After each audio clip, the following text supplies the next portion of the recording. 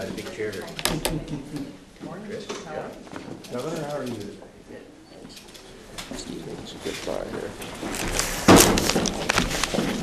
Well, this is quite a remarkable day. I've actually gone through 4 redistrictings, one in 1980. I think Peter's been through the same 4, 90, 2000, and 2010 here. And I can tell you that having watched these, no one's ever totally happy with the result, but this is the first time, I think, actually since 1911 that we actually have a true bipartisan redistricting product here to sign. And I think that is a real tribute to the Oregon legislature and to its leadership for continuing to insist that we find compromise in the middle ground. And I particularly want to thank the chairs of the committee, Senators Suzanne Bonamici and Chris Telfer, and on the House side, Representatives Chris Garrett and Sean Lindsay for their tireless work, and their staff. Is there staff here? I just want to acknowledge the staff if they're here. Yeah, hiding out there. Literally a tireless work, a tremendous number of hours, a daunting schedule around the state, continuing to draw these lines, negotiate and redraw these lines to produce the product that we have here today. So congratulations on a really, really well done piece of work.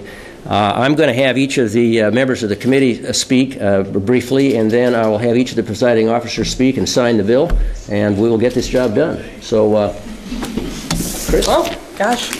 Well, it is a great day. It's been a lot of hard work. I'm a little concerned these maps look unfamiliar to me. Without the colors, I'm not sure the lines are right. So. No, you know, this has been an interesting process. I can say 2 words to me on what this is. It's a thoughtful compromise, and I'm pleased to be a part of that. I'm pleased to be a part of showing Oregonians that yes, in fact, we can work together in a nonpartisan and bipartisan way. So quite happy with the maps. Anxious to start working with my new district, I think, as all of us are, and I'll turn it over to Suzanne. Thank you. Thank you, and thank you, Governor. I agree with Senator Telfer that I'm so pleased to be here today. This has been a great process. I really enjoyed taking the committee around the state. I think we learned a lot about the state and heard from a lot of people. I was so pleased to see so many Oregonians get involved in the process. I wish we could have made everybody happy, but I am very proud that we have this strong bipartisan bill here today, and I'm eager to see the governor sign it and to get to work in the new district, and very pleased that you're all here today. Thank you very much. Thank you, Governor. The only thing that's consistent in life is change. Change can be a little uncomfortable. It can be also an opportunity, and I like to think of this as an opportunity. Not everybody's going to be happy about this, but it is change. It is opportunity. I hope that we can all look at this as opportunity to go meet new citizens in our districts and introduce ourselves. I'm particularly thankful for the co-chairs that we all work together. Co-chair Chris Garrett and Senator Bonamici and Senator Telfer. Great, great individuals, and I sincerely appreciate the time spent with them. Thank you.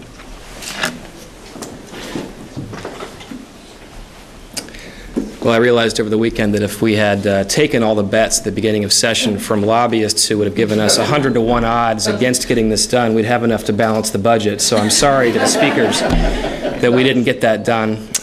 But I am incredibly proud to be here, and I think we also need to acknowledge that it was the support of the Senate President and the co-speakers and the caucus leaders who all made it clear that they wanted to get this done this year and gave us all the support we needed. So thank you very much.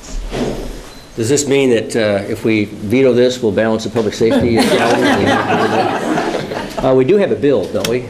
Wanted to make sure. Great. With that, I'd like to introduce President Courtney, say a few words, and sign on the dotted line.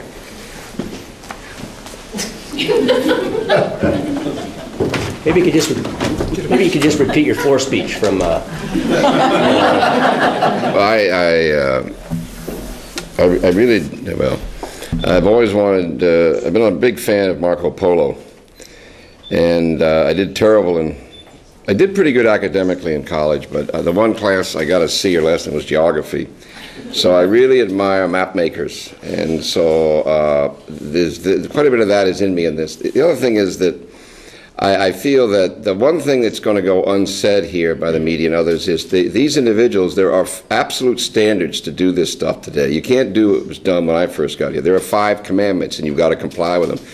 The genius, this thing is more than just pretty or we got together as Democrats and Republicans. This thing is a masterpiece in terms of those 5 commandments and they've complied with. And that alone I find remarkable. And the last thing I would say is, and I won't be melodramatic except to say that we did not have to do this to sine die. We have to balance our budget or we can't sine die. We did not have to do this. We could have simply said the courts and our Secretary of States take it. But we decided to do it. And it's already been acknowledged the tremendous odds that were against it. There was no way they were going to be able to do this. There was no way they were going to be able to complete this journey. There was no way they were going to be able to draw this map. There was no way they're going to be able to find the path. Somehow these individuals have.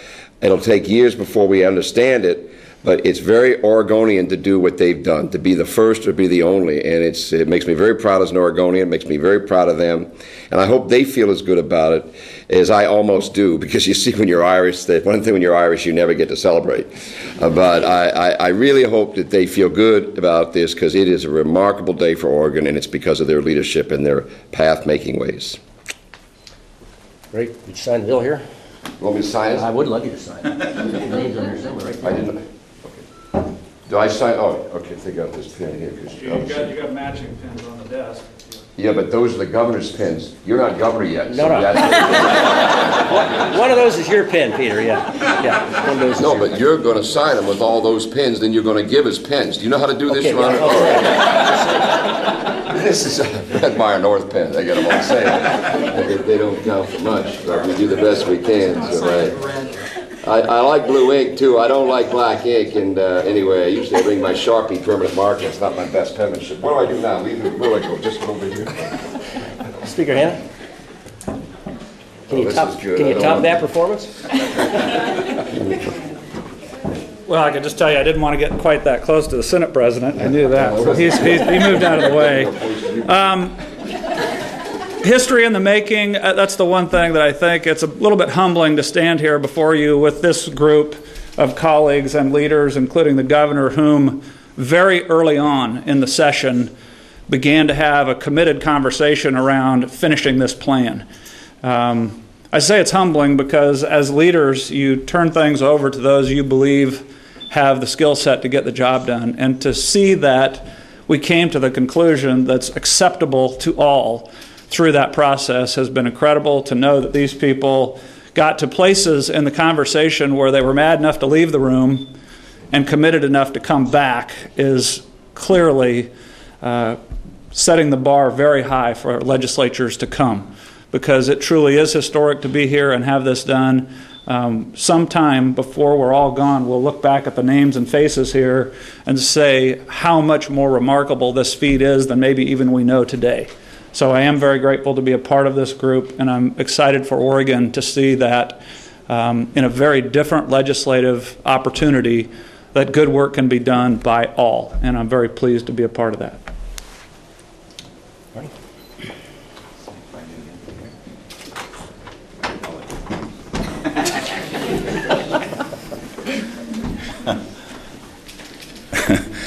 Thank you. It really is a humbling experience to be here. Knowing what we came in with and the splits in the House and the Senate, I truly appreciate the efforts that our Senate President made by making this truly a bipartisan with co-chairs in the Senate as well as the House. Selecting the people, as we've heard, was really, really important, because there are, I think, only about 4 people who could have made this happen, and they're standing in front of you, I am pleased to say. As a high school principal, the whole idea of this historic moment is really important to me as our kids get going. We have a bill moving through the House and Senate right now that has to do with teaching Oregon history, and this will be a major part of it. I think the accomplishments that were made by this group of 4 people and the rest of the members on their committees is something that Oregonians should be proud of. That in this time of a lot of people upset with each other and things not working as smoothly. They took an opportunity at a particular time in the history of Oregon to show people that Oregonians do what's right for Oregonians, and I appreciate that very much. So thank you for having the opportunity to be here. Great. Okay.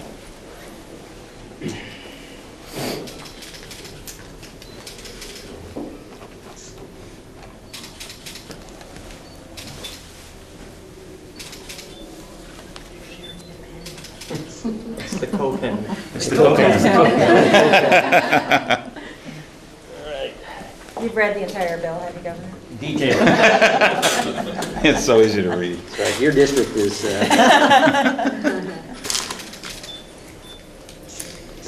Need 2 more. Thanks. It's a good thing you got a long name.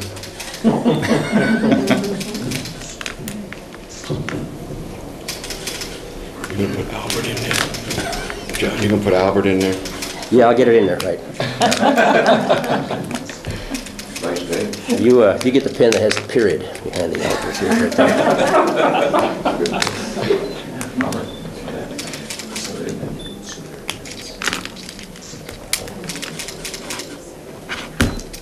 Congratulations. Yay.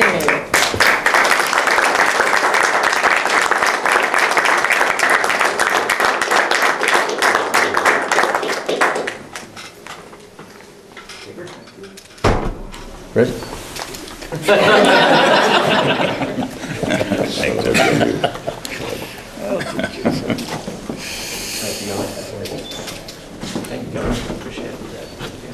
All right.